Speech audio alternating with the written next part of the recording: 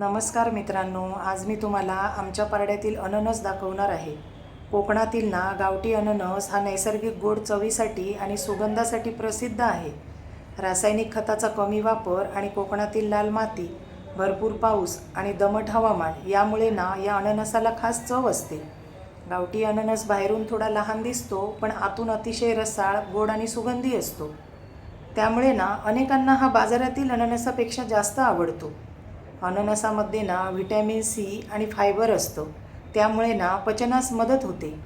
शरीरातील रोगप्रतिकारक शक्ती वाढण्यासाठी हातभार पण लागतो आणि उन्हाळ्यात शरीराला ताजेतवाने पण वाटते।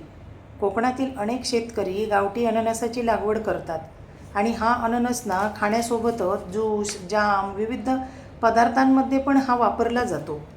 या अननसाचा रंग बहुधा गडद पिवळा किंवा नारंगी असतो।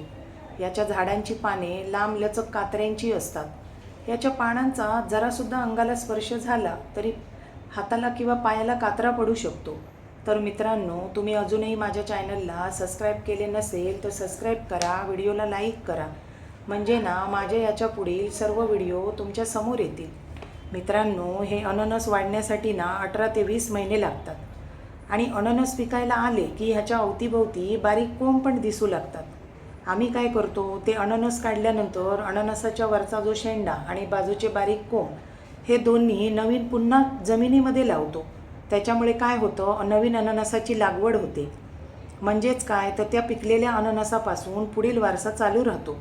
मित्रांनो, आमच्या गावी वांडर भरपूर त्रास देतात, त्यामुळे ना हे अननस छोटे असल्यापासूनच आम्ही एका कॉटनच्या कपड्यात झाडावरच गुंडाळून ठेवतो, म्हणजे ना ते वांडरांना दिसत नाहीत। अननस पिकल्यानंतर आम्ही घरी त्याचे आंबट गोड लोणचे पण बनवतो। तुम्ही पायनॅपल ज्यूस पण बनवू शकता, त्याचे गोल काप काढून साखरेबरोबर खाऊ शकता। मित्रांनो, असे बरेचसे गावठी अननसाचे ना फायदे आहेत।